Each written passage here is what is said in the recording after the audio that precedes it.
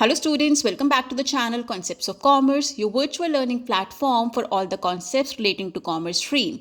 कल मैंने चैनल पर एक पोल लिया था जिसमें मैंने पूछा था which topic do you want to see in the next video, that means for today's video.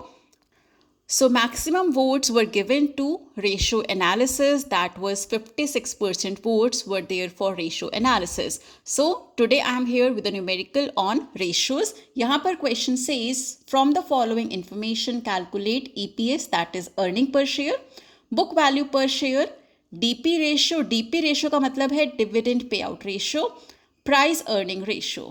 हमें यहाँ पर information जो given है that is 1 lakh equity shares companies having at ₹10 each, मतलब कि टोटल शेयर कैपिटल कंपनी का कितना हो जाता है 10 lakh rupees.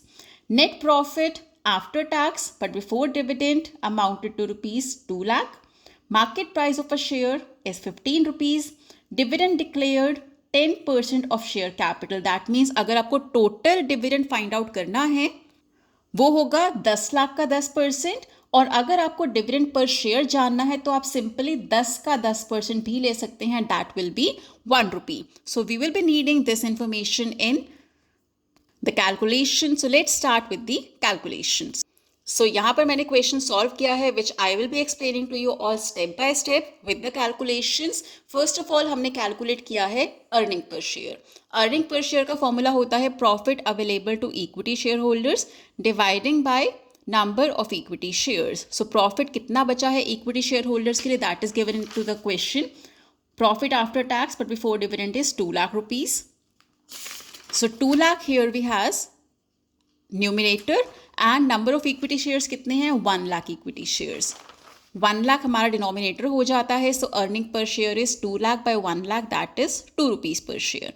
Next we have to calculate book value of share और you can say book value per share.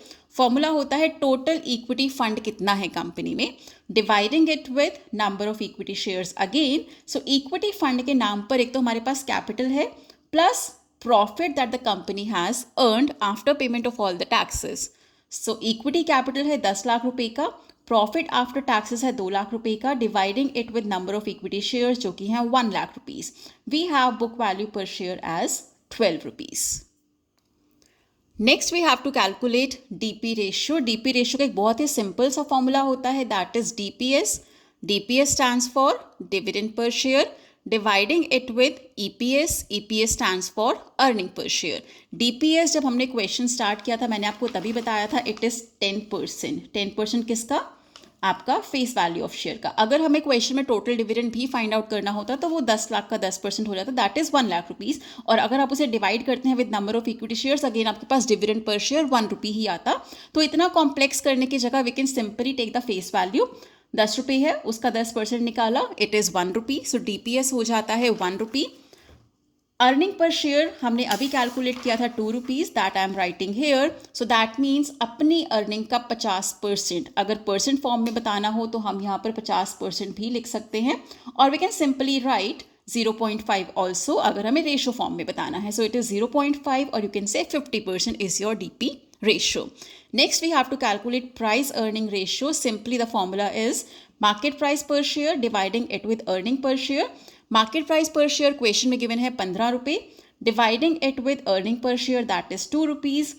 So the price earning ratio becomes ₹7.5 per share. That was all for today. A very simple question on ratios.